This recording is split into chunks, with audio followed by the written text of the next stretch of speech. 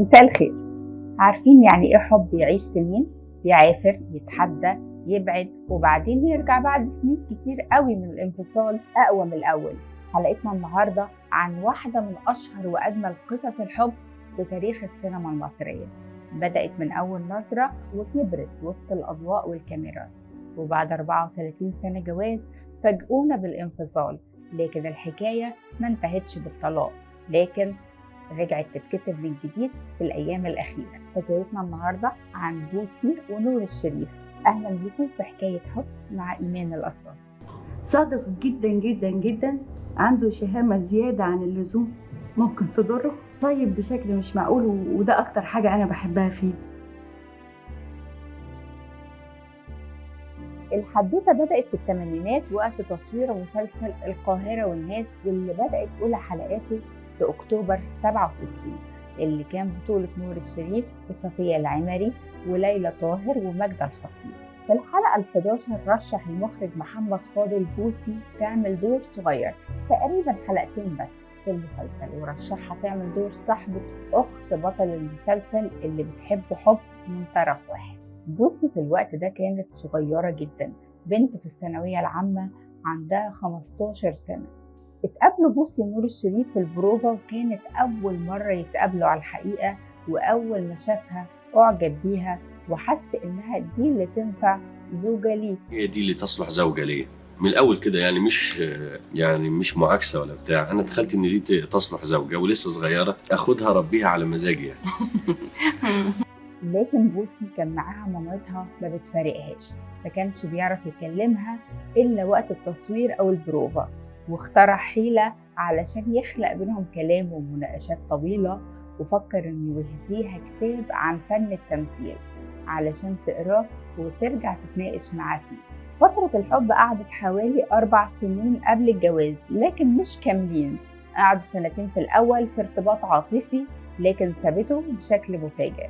كانت قلقانة من معجباته، وكانت خايفة تكون واحدة ضمن أخريات، فخافت ومشيت. وفضل 2 سنين يحاول يرجع ويبعت لها جوابات مع ناس كتير قوي، فترجع له الجوابات مع اللي جايبها من غير ما تفتحها. مرضتش تفتحها ولا كان عندها فضول تعرف جواها ايه. كانت واخدة قرار نهائي انها تمشي وتسيب العلاقة. بعد 2 سنين اتقابلوا بالصدفة، وقررت تديله فرصة، واتخطبوا على طول يوم عيد ميلادها 26 نوفمبر، واتجوزوا بعدها بكام شهر على طول، وكانت وقتها في ثانوية عامة.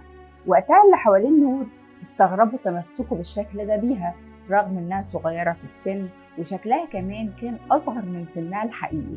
وصحابه قالوا له ايه اللي عاجبك في جنة الاطفال دي؟ اتجوز نور الشريف وبوسي سنة 72، وعملوا حفلة بسيطة جدا، وعاشوا حياة بسيطة تشبههم، وشكلوا حالة نادرة من التوازن بين الفن والحياة. وقالت بوسي في أحد البرامج إن نور الشريف كان على طول واقف على الأرض، بسيط جدا، ما تحسش أبدا إنه نجم جوه البيت، لدرجة إنه كان بيجيب طلبات البيت بنفسه وهو راجع من الشغل، وكان بيتعامل مع مهنة التمثيل إن زيها زي أي مهنة تانية. حاجات يمكن بعيدة عن الجمهور شوية، إنه ممكن ينزل يشتري أي حاجة للبيت، ما بيتكبرش على شيء، ما بيقولش ده اختصاصي وده اختصاصك.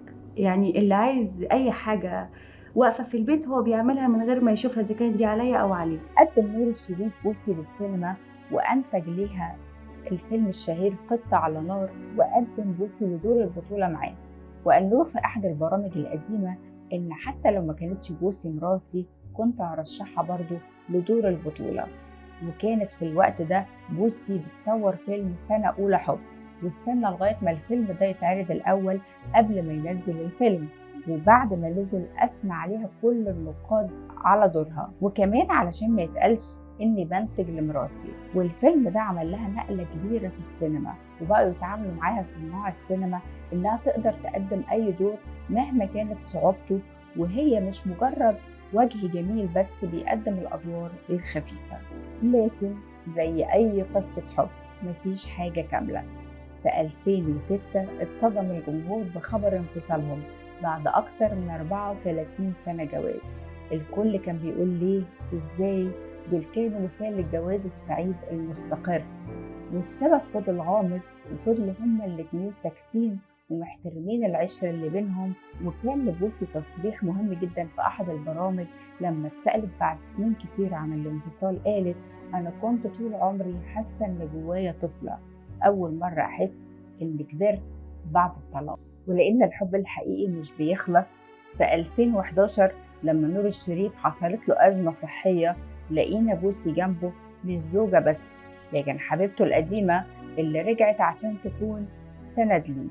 وقتها بوسي قالت في أكتر من لقاء: أنا عمري ما بعدت عنه حتى وأنا مش مراته، فهو أبو بنيتي وحبي الوحيد.